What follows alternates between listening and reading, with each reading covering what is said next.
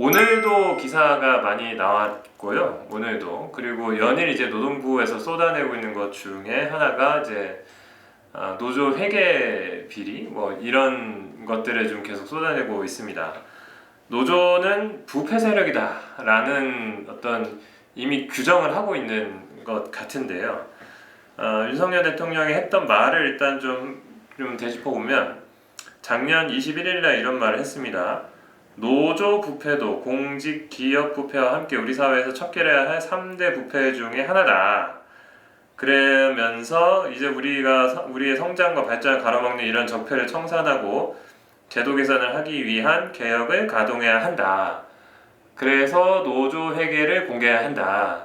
이런 얘기를 하고 지금 노동부에서 기업이 이제 회계 공시 뭐 하는 것처럼 노조 회계 공시를 하게 하고 시스템을 갖추고 관련 시행령을 개정하고 뭐 이런 것을 아주 전격적으로 지금 추진을 하고 있는 상태인데요. 자, 일단 이 부분에 대해서는 좀 어떻게 봐야 될까요? 네, 허영무 교수님. 예, 일단 부패라고 하면은 뭐 규모의 문제가 있고 범위의 문제가 있습니다. 또 구조적인 문제이냐 일시적으로 벌어진 현상이냐 이런 것 차이가 있는데요.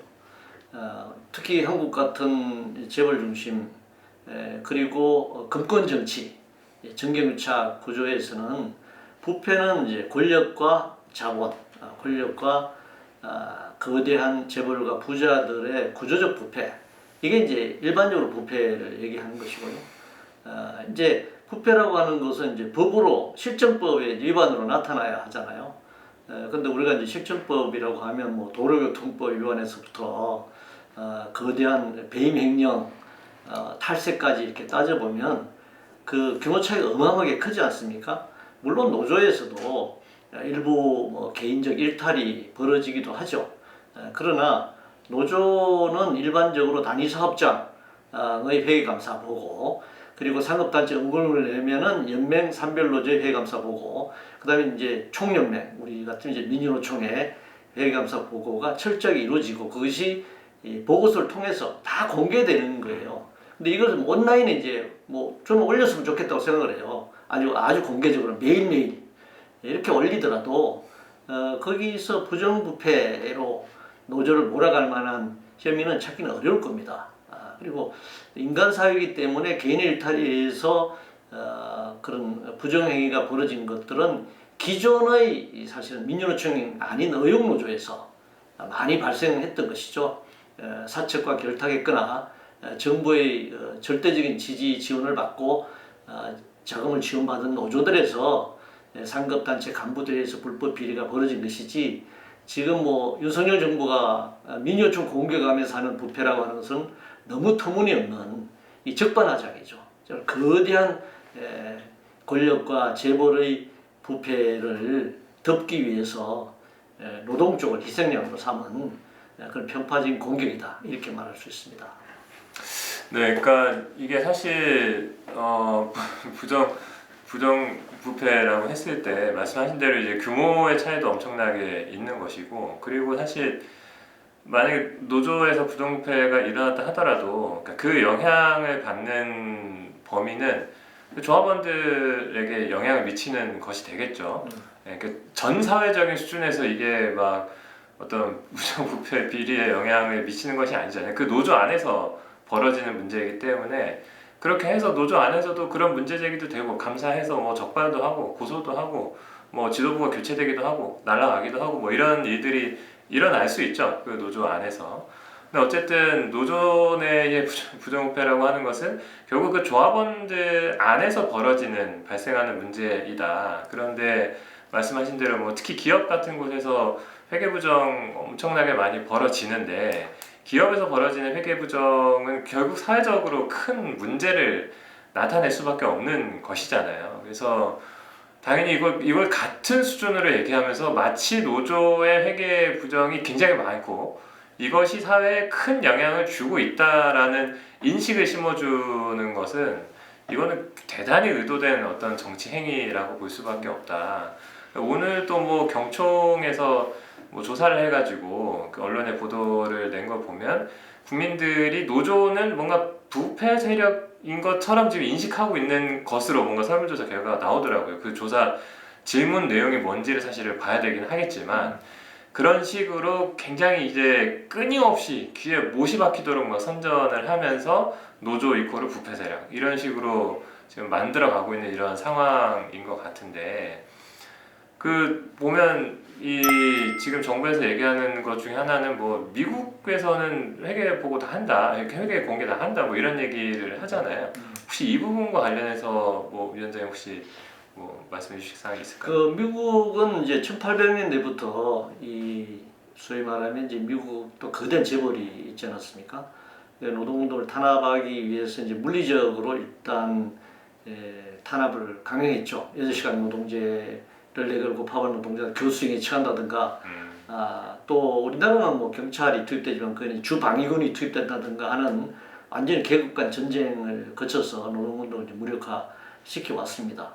그래도 뭐 노동조합이 워낙 강력하기 때문에 이제 부패를 이제 몰아서 또 탄압하고 그 다음에 이제 사상적인 어떤 그것을 공산주의 뭐 이런 걸 뒤집어 씌워가지고 탄압하고 하는 역사적 과정 속에서 또 최근에 이제 우리 화물연대 노동자들이 투쟁을 했듯이 미국에도 트럭 노조가 굉장히 강력하지 않습니까? 팀스터 노조라고 영화도 만들어졌습니다만은 거기에 일부 당연하게 사람과 돈이 모이는 곳에는 부정이 발생할 수가 있다고 생각합니다. 인간 사회에서는 이제 그걸 끄집어내 가지고 그걸 사회적으로 지금 이제 윤석열 정부가 하고 있는 것이 그 모델을 지금 딴 것 같은데요. 이걸 굉장히 사회적으로 부각시키고 침소봉대해서 의회 청문회 세우고 그렇게 해가지고 이제 법을 바꿔서 노동부에 미국 노동부에 이제 모든 노조 회계 보고를 하도록 하는데 그것도 뭐 모든 노조를 하는 것은 아니고 우리나라 같은 대기업 정도 규모에 있는 노조를 이제 그렇게 하고 있는데 사실 최근에 미국의 대기업 노조가 부정부패에 있다 그런 보고가 된 것도 없고 된 적도 없는 거예요 사실은. 그러니까 그 개인들의 일탈이나 그런 것들이 그 시기마다 사건이 발생할 수 있는 것인데 이것이 마치 노조 전체, 노동자 전체, 조직된 노조 전체의 부패로 몰아가는 것은 미국의 팀스터 노조하고 역사적 과정을 비교해 보더라도 사실이 아니다 이렇게 얘기할 수 있습니다. 그래서 이제 지금 노동계에서 또 나오는 얘기들을 보면요. 그러면 왜 이렇게 소위 이제 침소봉대를 해서 왜 이렇게 회계 문제를 파고드는가라는 걸 보면 결국은 그거를 고리로 해서 노조가 하는 어떤 행위들을 계속 개입하려는 것. 예를 들면 지금 이제 언론에 슬슬 나오는데 민주노총 가입 강요라든지 교섭에서의 어떤 뭐 무슨 어떤 부당한 행위라든지 뭐 이런 내용들이 점점점 나오는 건데 결국 노조를 부패 세력으로 만들어서 이거는 정부가 개입 관리를 해야 되는 곳이다라는 인식을 만들고 결국 노조의 활동을 계속 파고들어서 이것을 틀어주려는 이런 시도가 아니냐라는 생각이 좀 듭니다. 그래서 이게 결국 그냥 단순히 회계 문제라고 보여지지 않고 이걸 연결고리로 해서 노조 전체를 이제 관리 통제하에 두려는 어떤 의도까지도 가지고 있는 것이 아니냐라는 상당히 심각한 우려가 있는 것이고요. 네, 제가 아무튼 말씀을 한번 들어보니까 이런 어떤 정부의 개입과 시도라는 게, 그러니까 우리나라의 노조 운동에서 보면 대한민국의 노조 운동이 핫할 때가 이제 1980년대 말, 90년대 뭐 넘어오는 이런 시점이었잖아요.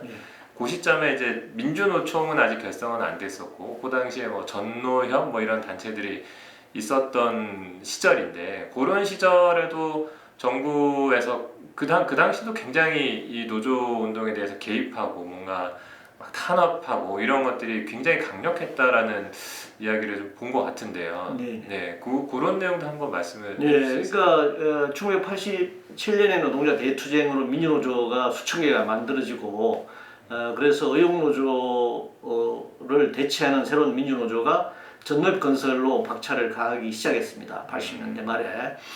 그래서 많은 노조들이 민주노조들이 전업건설 준비로 이제 모이고 1990년에 전업이 건설이 됐습니다. 그러자 이제 이 전노협의 투쟁이 워낙 강하다 보니까 노태우 정권이 범죄의 전쟁, 이상한 거죠. 네. 그때 당시에 범죄의 전쟁을 선포하면서 그 대상을 노조로 삼은 거예요. 그래서 전노에 대한 업무조사를 실시한 노동부의 모든 노동청에 전노에 가입한 사업장은 업무조사를 강제로 들어오고 그 들어온 이유가 전노 탈퇴하면 조사를 안 하는 거죠. 전노 사업장만 업무조사를 하기 때문에 그래서 대규모로 탈퇴를 시키는 이제 과정이 있었거든요. 그리고 이제 연대를 막기 위해서 그때 당시에 전두환 정권 시절에 만든 제3자 개입 금지죠. 그러니까 민주총 초대 위원장들 뭐 간부들이 보통 보면은 거의 제3자 개입 금지 조항으로 다 구속되고 처벌을 받았단 말이죠. 그래서 연대를 차단하고 그러니까 전노협으로 뭉치는 거 이거 자체가 연대가 되는 거잖아요. 그래서 많은 노조가 전노협으로부터 탈퇴하게 되고 전노협이 이제 외소되는 그 역사적 과정이 있었습니다. 그래서 뭐 지금도 노동조합법에는 조사할 수 있게 돼 있죠. 그러나 그 조사라고 하는 것이 노조의 활동 보고서를 통해서 다 공개되는 거고 그 노동부가 다 가져가서 다 분석하는 거예요. 또 정보기관도 다 그 자료를 다 가지고 분석을 하는 겁니다. 만약에 그게 불법적인 것이 있었다면 어떤 정권도 다 고소고발하고 다 업무조사 다 들어왔을 거예요. 그런 것이 사실은 노조가 그렇게 부정부패가 이루어질 만한 그런 내용을 갖고 있지 않았기 때문에 손을 못 댄 것인데 지금 윤석열 정부가 이걸 공격해 들어오더라도 그렇게 사회적 문제를 드러내면 비교를 해야 될 거 아니에요. 만약 여기서 부정부패가 거대한 부정부패 노조가 있다고 하면 우리 사회의 권력, 정당, 그다음에 재벌, 기업, 공공기관 이런 부정부패하고 다 동시에 비교가 될 텐데 비교되면은 노조의 그 사소한 그런 것들과 다른 것과 비교가 너무 크게 차이 나기 때문에 못할 겁니다. 만약에 정말 같이 드러내고 하자. 저는 노조가 민주노총이 같이 하자고 했으면 좋겠어요. 우리도 이렇게 공개할 테니까 정당도 돈을 어떻게 쓰는지, 정치자금 어떻게 마련하는지, 정당과 지방자치단체, 농협, 다양한 공공기관들의 선거의 정치자금 부정 같은 것들을 같이 드러내놓고 국민 심판을 받자라고 만약에 하면, 그리고 우리도 국정조사에 나가겠다. 그럼 공세적으로 했으면 좋겠어요. 자료 다 들고 나와서. 그렇게 하면 윤석열 정부가 감히 그걸 할 수가 없을 것이라고 생각합니다.